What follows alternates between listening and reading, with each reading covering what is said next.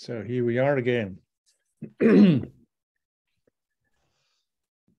not sure if everybody is already back because we cannot see anything, but nevertheless, I would suggest to start.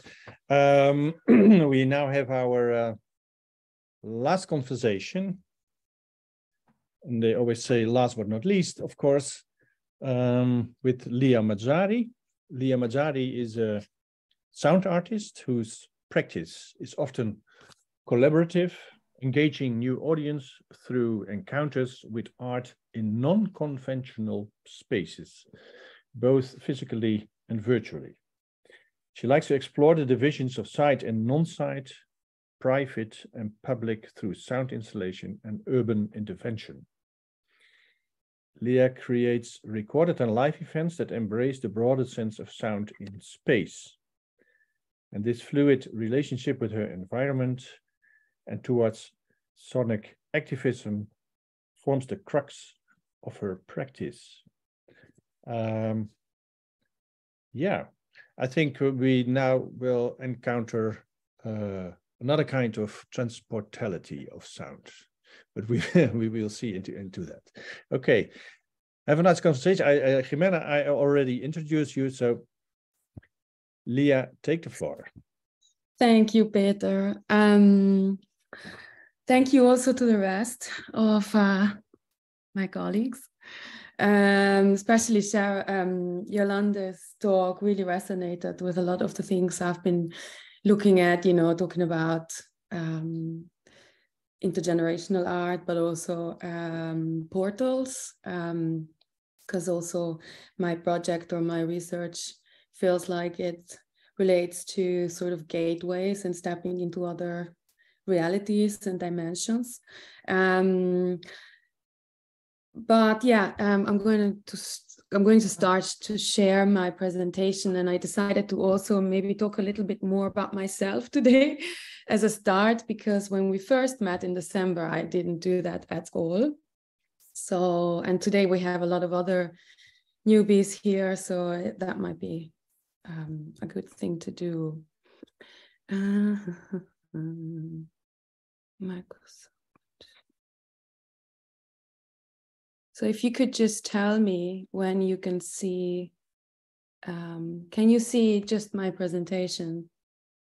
Yeah, okay, good. Yes. That's what we want. So just a little bit about myself. I mean, Peter just introduced me. Yeah, I'm an artist who works a lot with sound and sight and situation. Like Peter said, I create recorded and live events. I don't have necessarily a studio practice, so my studio was and always is the outdoors or the situation I find myself in. So I try to explore sound as a force of like acoustic commoning, something like being and coming together and showing up somehow. And this relationship to sonic activism engages field recordings, often voices and other people, my cello, sometimes also whip cracking, and most recently, and that's why we're here, transmission technologies. So my practice began to take more of like a serious turn when I founded Silver Road in 2017, which was an experimental art space for time-based contemporary art practices in the urbanscape inside a derelict still water tank in southeast London that I drained and renovated and curated myself until the building was taken over by developers. So, as I said, my practice has always been more rooted in performance. But really, since the first lockdown, I have researched the role of sound in socio-political contexts, urban interventions, installations, and public performances. And I became invested in the geopolitics and in the biopolitics of the carbon industry, specifically the aviation industry, living under Europe's busiest flight path in London, making that my side of investigation by installing and composing with my first live audio streams.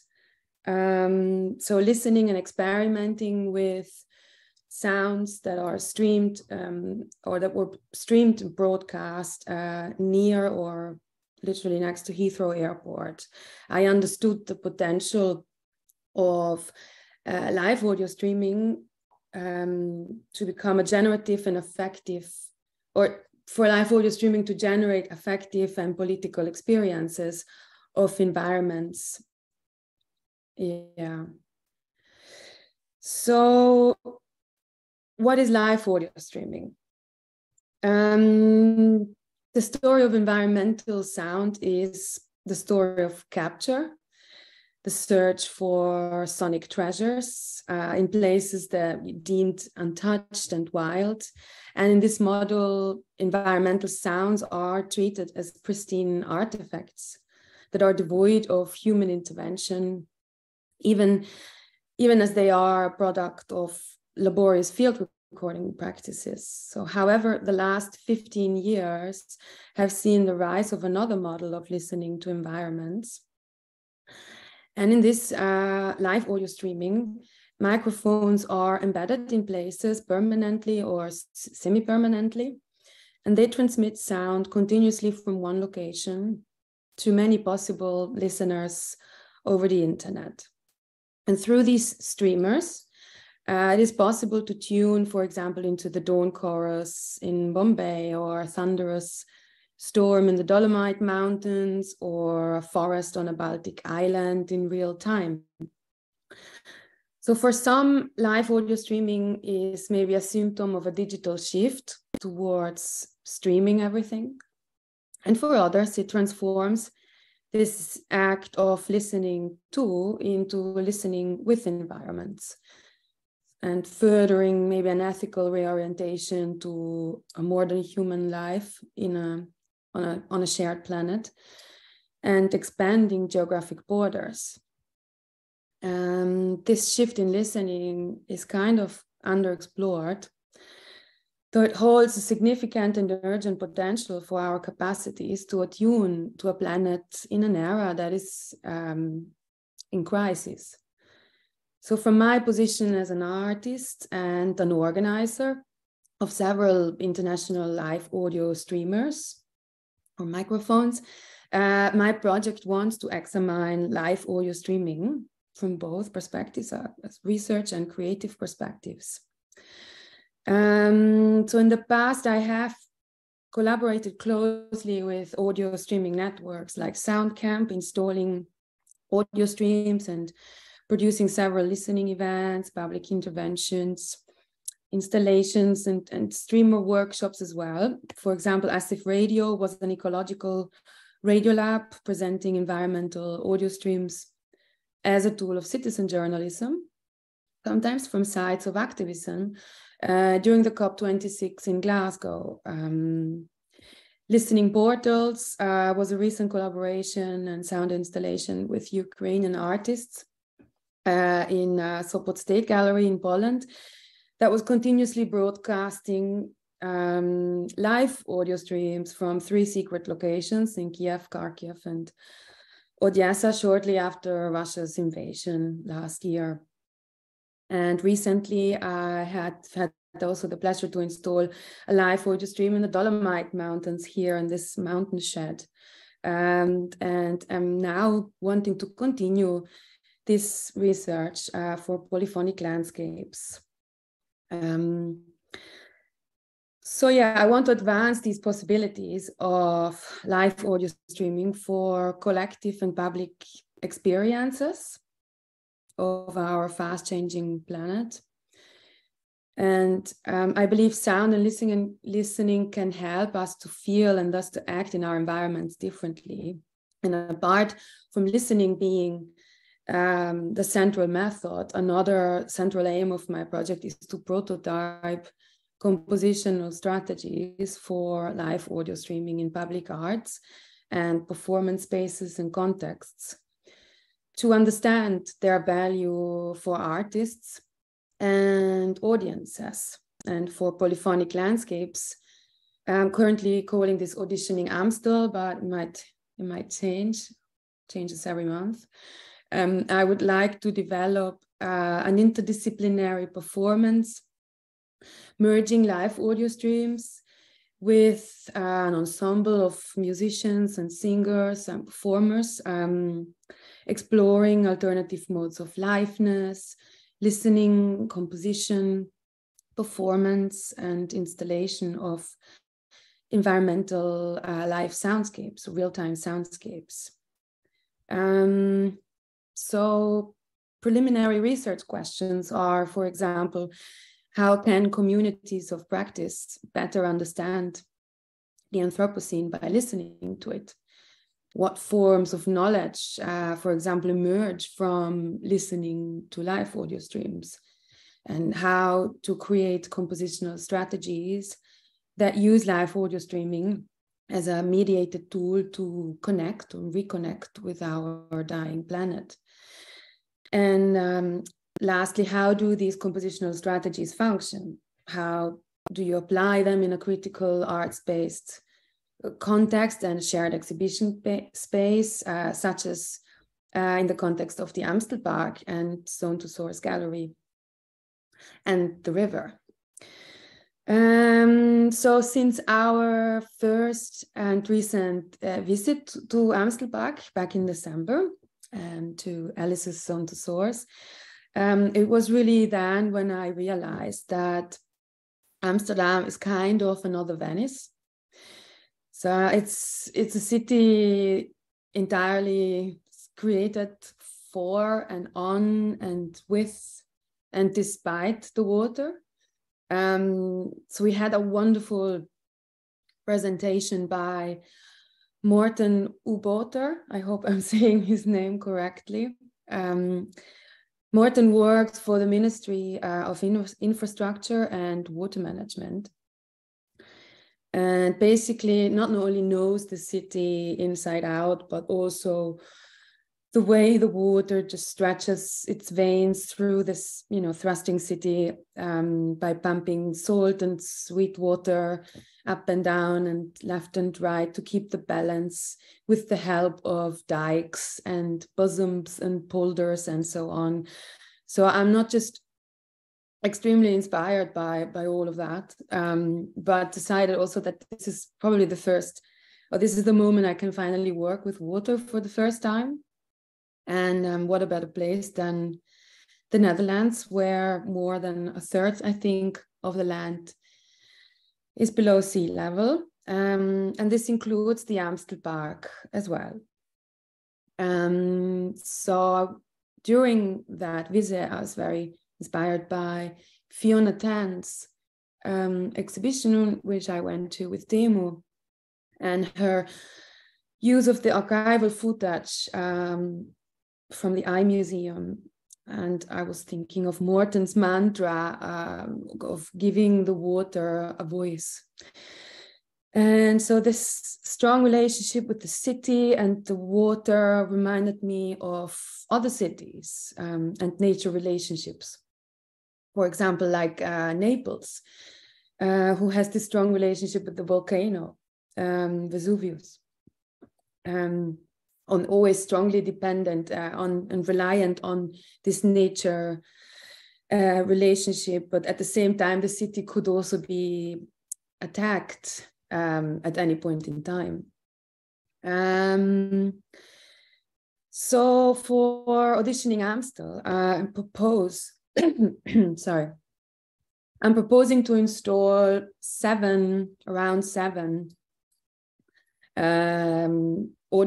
live audio streams in a variety of locations in and around the vicinity of the Amstel Park, and thereby transmitting the soundscape of different nodes of the historic Dutch water systems and management. And these live audio streams will continuously broadcast via an online streaming platform called Locus Sonus or Locus Squarecast. creating a real-time acoustic network, exploring these ecologies of the water networks as a durational shared listening event. So just to give you an idea here, I've tried to show some of the planned locations. So for example, here, this would be the Amsterdam-based HQ on top of Alice's roof of the office, I think where she is currently. Another box would be around here in the south, at Riekermolen. I think it's the old mill just at the bottom of the Amstel Park. Then we have another box over there, a bit further away in Stadwijk, which is a water pump that has its 100th year anniversary this year and is still functioning every day. Then, further up, we have the bridge over here, where we're planning to put another box under the bridge, in the bridge cellar or something like that. And then we're talking about a couple of more locations, like a drinking water nature reserve. And then I'm quite interested in the locks, or in the lock system in the city of, I don't know how you say it, Irmuiden, like just where we get to the sea. And lastly, one more box where I am, which is Bristol. Bristol is also surrounded, or has two rivers, and is quite close to the sea. And I've been lately also talking to someone here a bit more about how the water works and how the levels are being kept. And I'm planning to put one box to the sluice in Bristol. Apparently it sounds absolutely mad. So yeah, just to get to maybe an end,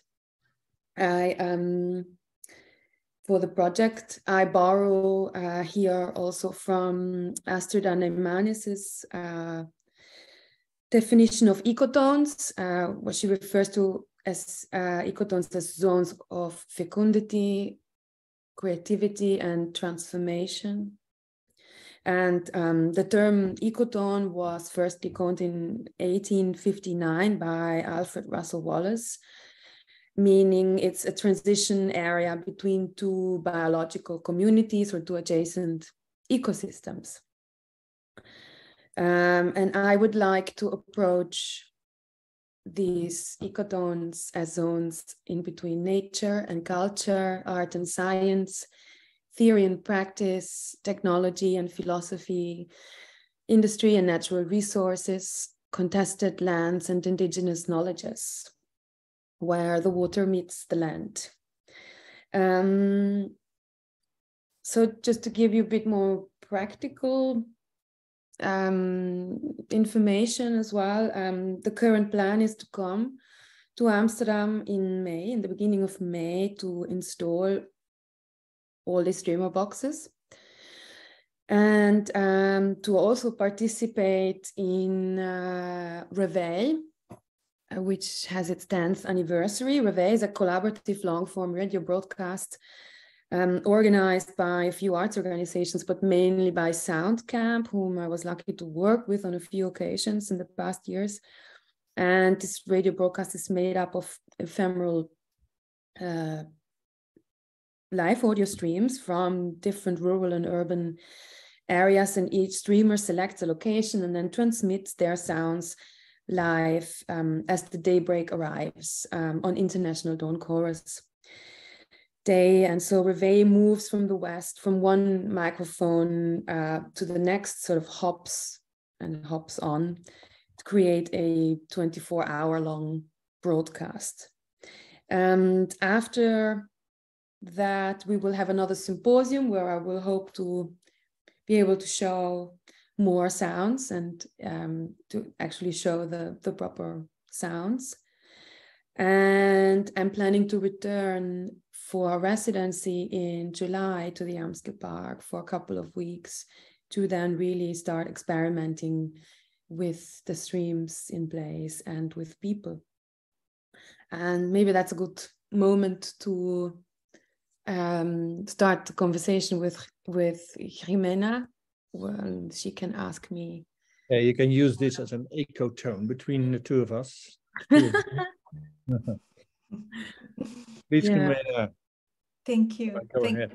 Yeah. Thank you very much, Lia. That has been wonderful to see your presentation today, and actually from what I knew before of your project and today and our conversations, I see really wonderful things coming, and others that probably they are more in the previous, or in the proposal that you had, that we talk about. So yes, I would like to start with questions that I prepared based on our conversations and the previous proposals, and as I did also with Yolande, to bring the new things that you brought today, or that you highlighted today for us, which is really, really nice. So I would love to know more the importance of the real-time presence of sound in your project. What is it about being the real time that could have many connotations, both technical but perceptual? So I would love that you tell us more about your interest in real time and this streaming. Not that easy to explain it, because I really feel like you have to experience it, and then so I struggled for quite a while since I've been working with these streams to actually explain it to people. Often because of that, because people are like, yeah, you just listen to environments, and only when we started to do these listening sessions together with the Acoustic Commons Network, with a chat where people were starting to talk about what they were hearing, and so this, like, you called it an illusion of being actually connected in real time to this other location, really sort of change the perception of the listener. More importantly, it's also the notion, I think, of that I'm not capturing anything. This is not an archived thing. This is always in a state of becoming. We don't know where it's going at. So I also have, I'm rooted in free improvisation, and my practice, I improvise a lot, or when I perform, I will never plan too much, because that's just the way I work. So I guess this interest in real time is also a little bit coming from that. And I also feel, I mean, we've all experienced it with Zoom in the first lockdown. You know, we've all started to suddenly talk to each other in real time on a different platform or gateway, and it sort of just intensifies the urgency of something. And I realized when talking about environmental recording or environmental sounds, and being on a planet that is absolutely in crisis, it can intensify that meaning. What does it mean if I listen to a volcano in Hawaii? Or what does it mean listening live to the noise pollution that Heathrow Airport creates 24/7? So that is where my interest comes from in real time, because I genuinely believe there is a richness in it that we're not, or that has maybe not been harnessed in the way it could be. Yes, yes, definitely. I find it very interesting how we perceive really something that is pre-recorded or something that is real time. Yeah. That is not necessarily for because it says live. And it reminds me, I don't know if you know it, but I'm quite familiarized with Environmental Dialogue by Pauline Oliveros, which is also kind of improvisation. And she invites us with that score to tune or to just listen to the environment, and then try to reinforce, meaning not mimic anything of the environment, but reinforce, becoming, actually, now that you say the process of becoming, and I think becoming part of this sound. So you try to bring a pitch, or a pitch, she said, could be with voice or with instruments, to try to reinforce. And then after this kind of meditation or dialogue with environment, hopefully there is something that has resonated with the environment. So saying that, I bring something that you didn't say today, but I love about your project, and probably to share, that is your artistic practice when you said, how are you going to play with those streams? When I was asking, okay, those streams come, and what happened? Who is listening?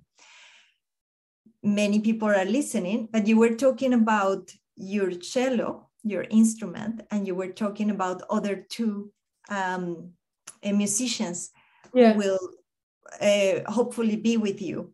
I would love that you tell us more now in public how that is coming, this idea of performing with that installation and this voice of the water, the streaming. Yeah, so it's just really something I wanted to do for a very long time, to use these streams like an instrument, or as in like a someone who's part of an ensemble of people. There's a large catalog of people who've probably used field recordings in performance or as a backup, and then playing to it as a backing track and things like that. But this is when the project will get really interesting, is when I want to start mixing these streams in different ways. So first of all, with people. So I'm planning to invite an old collaborator, Sholto Dobi, who builds his own instruments. He's built his first portable organ. So the idea is to bring him with his organ along. And I was also thinking of Louise Ledoux, who was playing a modular Buchla synth, portable one. And I was hoping to be able to sort of congregate with them in the Amstel Park and think and listen together to the streams and think about how we can compose a piece or a performance together. Mm-hmm, mm-hmm. I've also currently though thinking of, how do I explain this? Once the streams will be installed by May, they will be, anyone can monitor them at all times, which makes it really exciting for me because I can work from anywhere with these streams.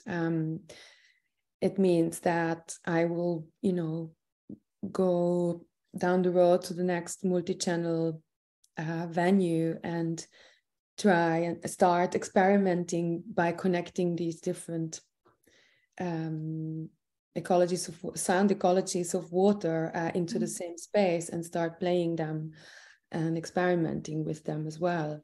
So the idea is to see what happens, maybe score some pieces, or maybe try and, in the tradition of Pauline Oliveros, which I am currently looking at a lot, to prepare some of these pieces and then rehearse them in the Amstelpark. Mm-hmm. Does that answer?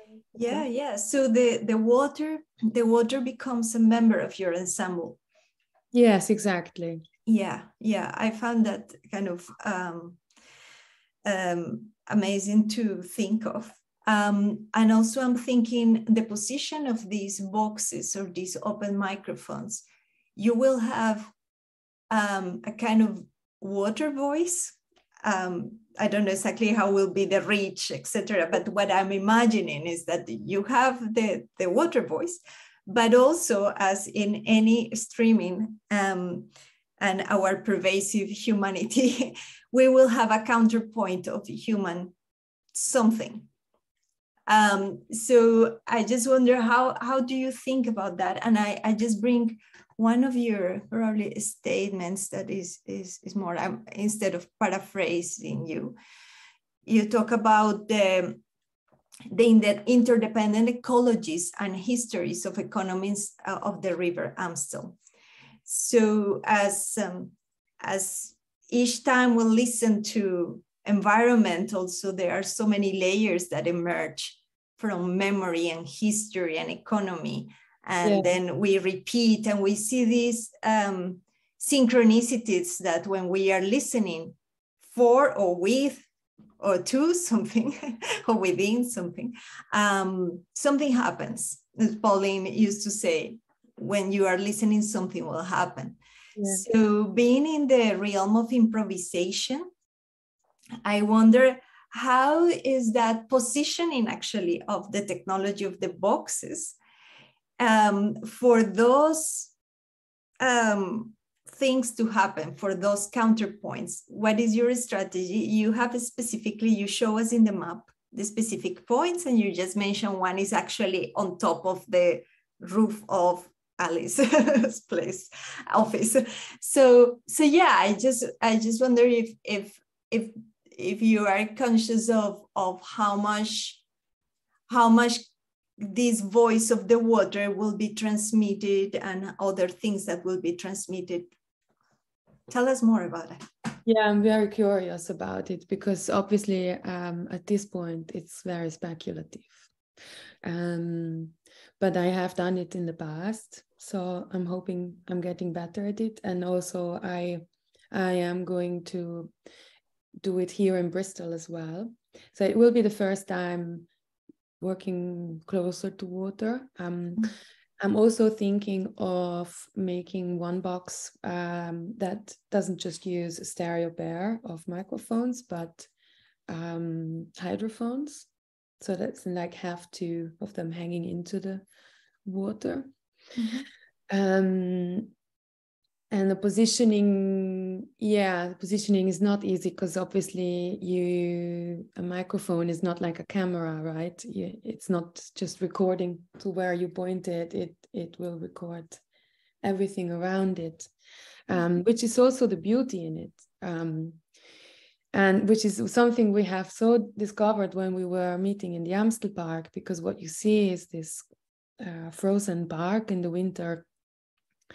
But what we heard was Schiphol Airport mainly, and the big highway, the big roads. I mean, if you see the map, especially the beautiful map that Teemu showed earlier, you see that Amstelpark is such a hybrid environment. It's a man-made park in this like very urban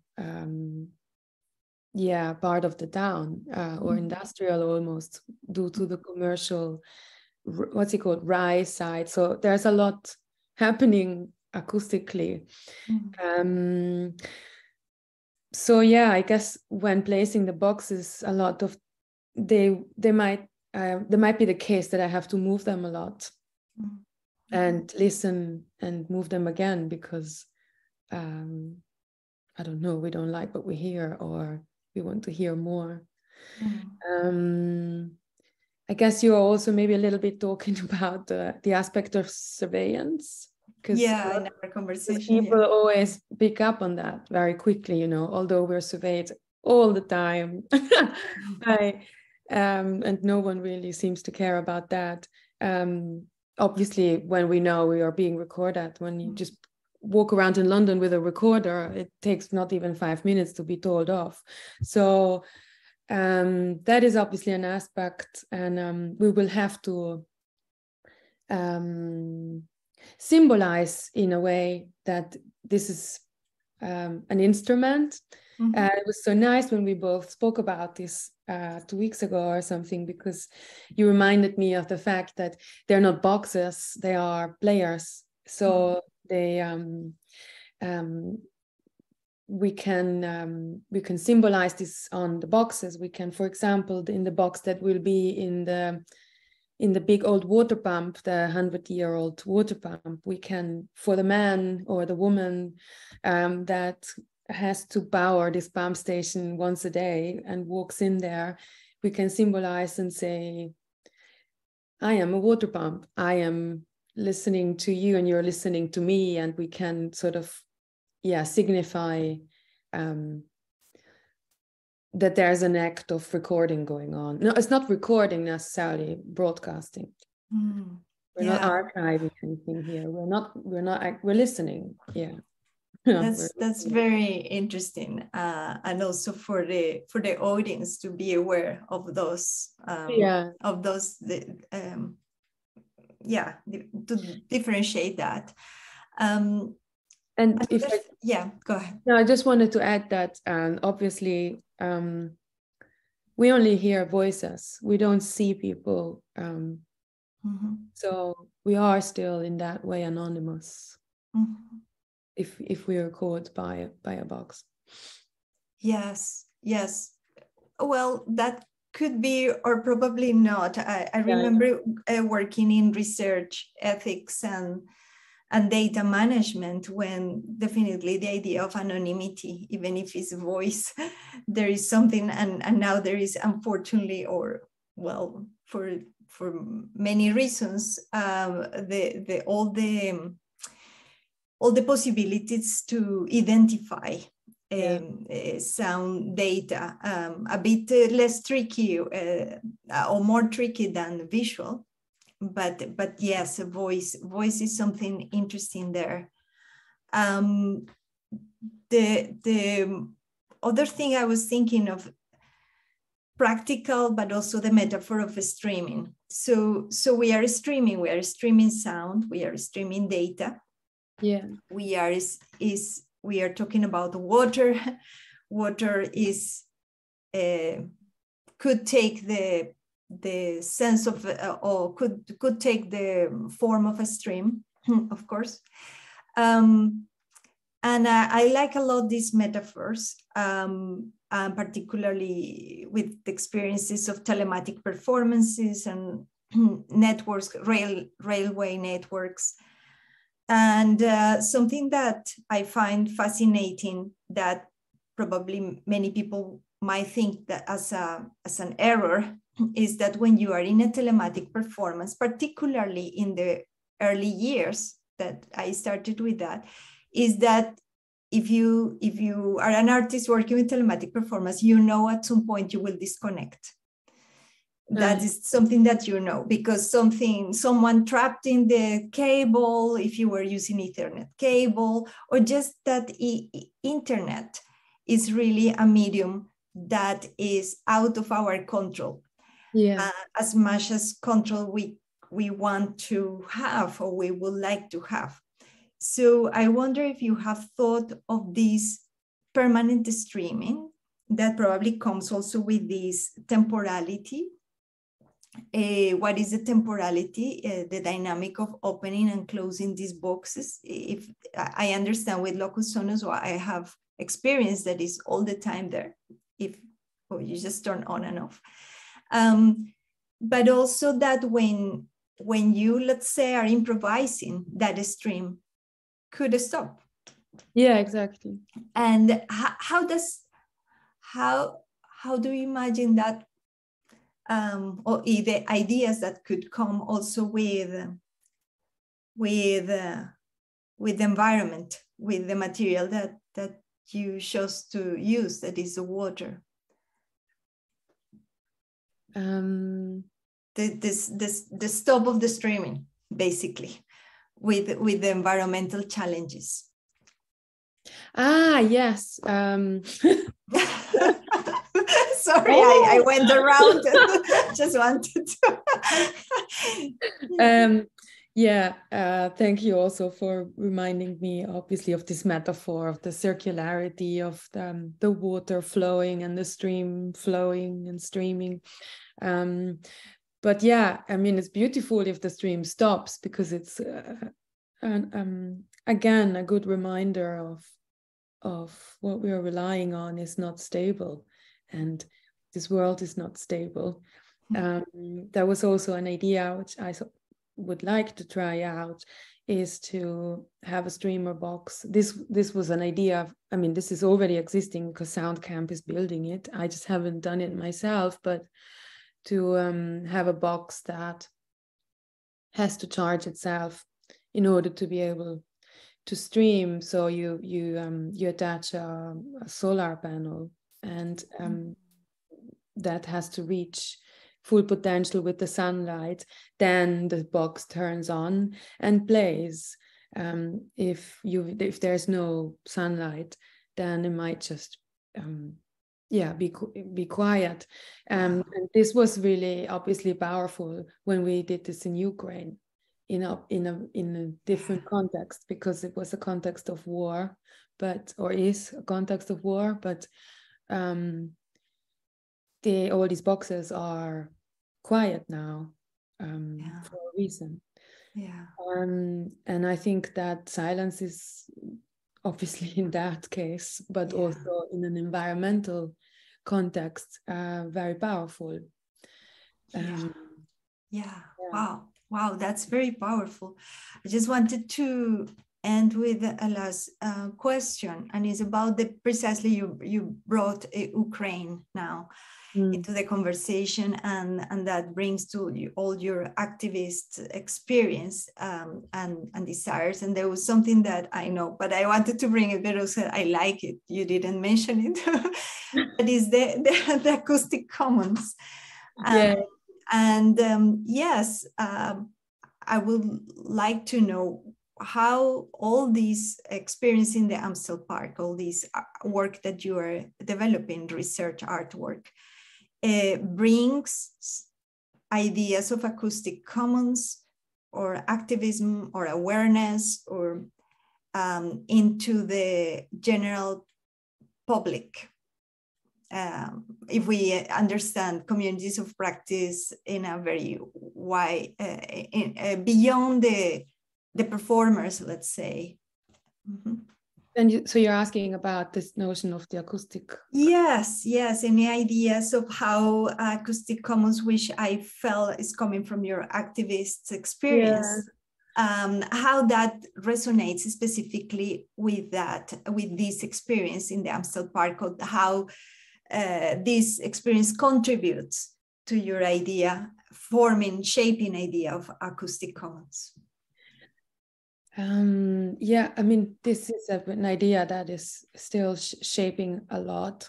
I don't have a precise answer to it, into what exactly I mean when I use the term acoustic commons. I came across it for the first time because of the Acoustic Commons Network, and because of their more environmental activist sort of way of listening and listening to the world.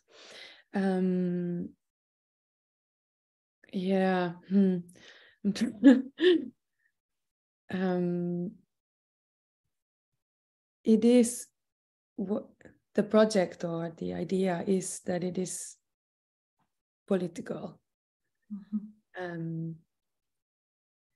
And the wish is to bring that closer to the practice, and how to create a more aware performer, and maybe create content that makes me contemplate more.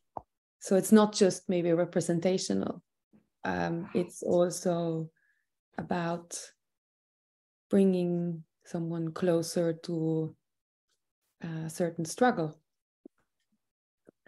through the act of listening and maybe, let's see, performing with these other environments. Yeah. Okay. Thank you very much. Thank you very much, Lia. That was wonderful. Thank you, Ximena, I wish you all the best in your gender development. Thank you. I hope that we stay in touch. Yes, definitely.